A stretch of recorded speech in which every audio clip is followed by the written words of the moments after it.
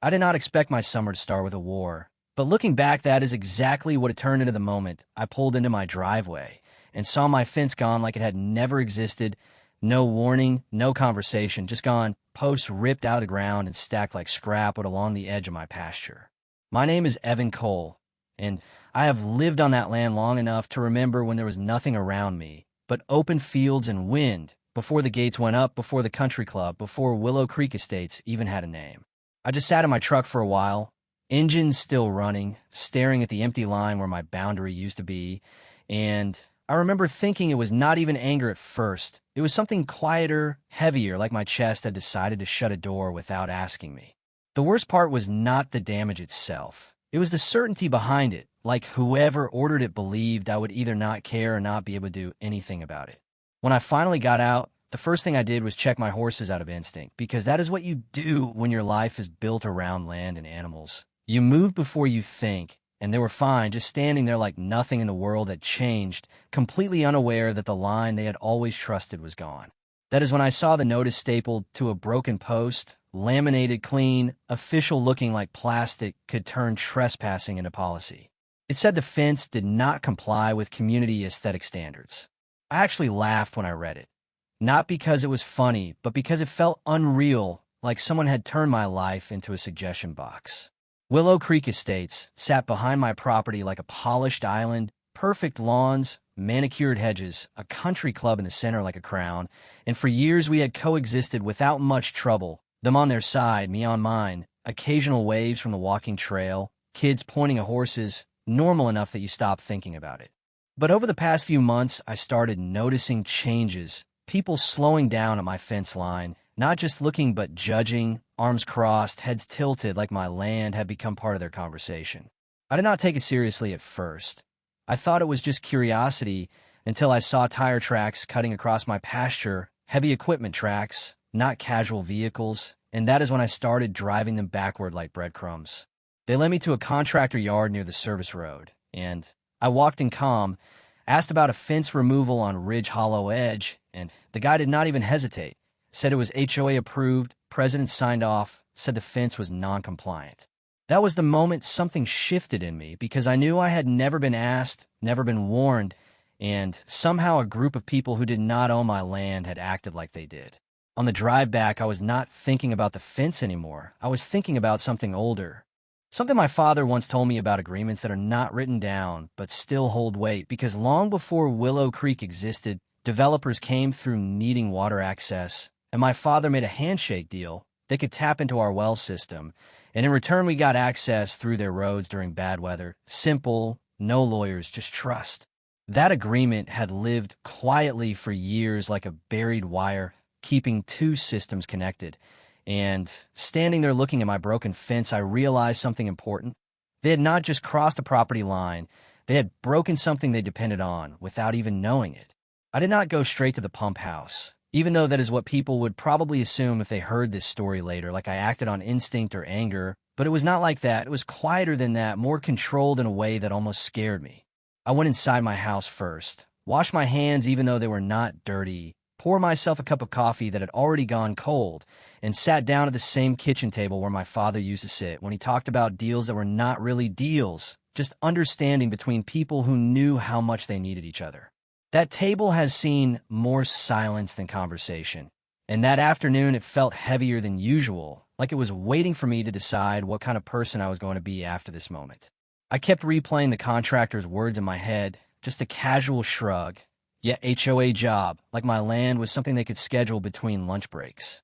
That was the part that stuck more than anything, not the broken fence, not even the violation itself, but the ease of it, like I did not matter enough to require a conversation.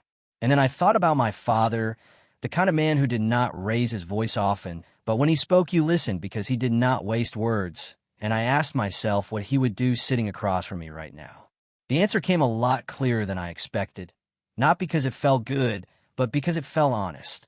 They did not respect you, so why are you still honoring their side of the deal? That was the line I could not ignore. So I stood up, grabbed my keys, and drove out toward the old pump house at the edge of my property. It is nothing impressive, just a small metal structure tucked behind trees. Paint peeling, doors slightly crooked, but inside it is the heart of everything the neighborhood depends on. You would never know it looking at it from the road. And that is the point. Most people never think about where their water actually comes from. They just expect it to be there when they turn a tap. When I unlocked the door, the sound hit me first, that steady mechanical hum, like a living thing breathing behind metal walls. Pumps working, pressure holding, water moving through lines that stretched far beyond my land into places that had long forgotten where it all started. I stood there for a moment, just listening, because I had grown up with that sound and never really paid attention to it until that day, when it suddenly felt like power instead of background noise. I walked over to the control panel, and I remember hesitating, not because I did not know what I was doing, but because I knew exactly what it meant if I did it. There is a difference between reacting and choosing, and that moment was choice. I turned the main valve. Nothing happened immediately. Systems like that do not shut off like a light switch. They resist it for a few seconds like they're trying to convince you to change your mind, but then I felt it, the shift in pressure, the slow collapse of flow, like a breath being held too long finally letting go. I stayed there until the hum changed, just slightly, just enough to know the system had accepted what I had done. Then I locked the door and walked back out into the afternoon air, and I did not feel victorious. Not even close. It felt more like I had opened a door I could not close again. The first day after that, nothing obvious happened, at least not to anyone watching casually, but systems like that never fail all at once. They fail in layers. By the second day, I could already imagine what they were seeing on their side: filtration strain, circulation issues, confusion. On the third day, I drove past the edge of the neighborhood road where you can see the country club pool through the trees, and it looked fine at first glance, bright blue, perfectly maintained, the kind of image they probably used in brochures. But something was off if you looked long enough. The color was not as clean, a slight dullness creeping in like the water was losing its identity. And that was when my phone started ringing. Unknown number, then another, persistent enough that I finally answered. A woman's voice, controlled, sharp, introduced herself as Caroline Bishop, president of Willow Creek HOA. She told me there was a water supply issue and that my property might be connected. I told her maybe it was, and she did not like that answer. I could hear the shift in her tone when she realized I was not confused or cooperative. She said they had not authorized any restriction. I told her they should have thought about authorization before sending equipment onto my land. There was a pause after that, the kind of silence that tells you someone is recalculating everything they assumed about you. I did not wait for her to recover. I hung up. By the time they showed up at my door, the situation had already stopped being something they could quietly manage behind closed meetings and polite emails. It had turned into something visible, something that was leaking out into their perfect little world in ways they could not control anymore.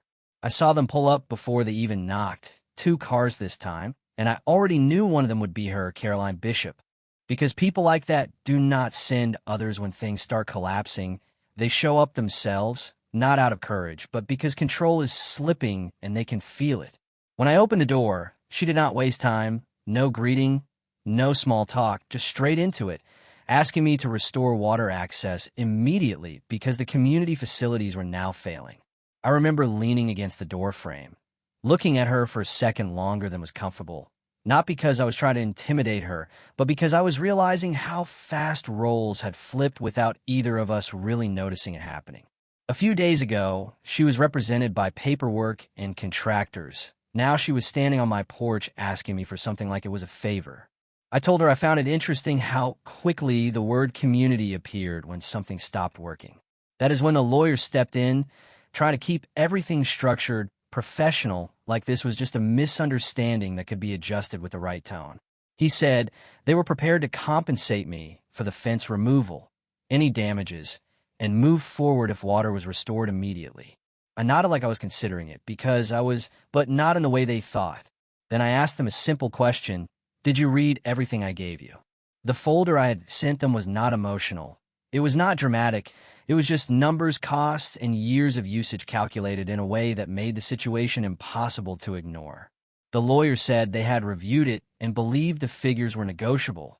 And that was the moment I realized they still thought this was a conversation about price instead of leverage. I I told them everything is negotiable when both sides need something equally, but that was not the case here anymore.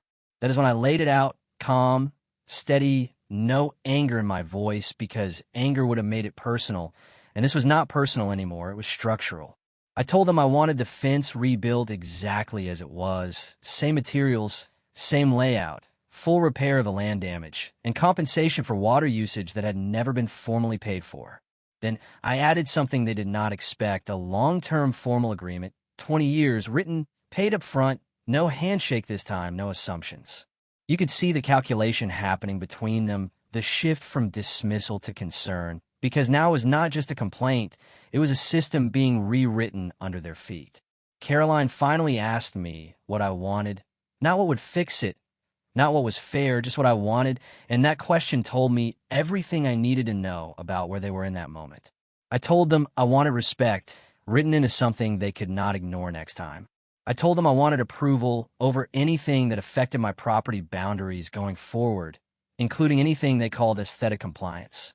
There was a pause after that, the kind where people realize the conversation is no longer about fixing a mistake, it is about accepting consequences.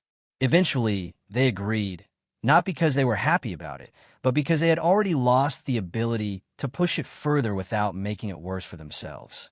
We signed everything properly after that, real documents, real terms, nothing casual left in it. And only when the agreement was finalized did I walk back to the pump house.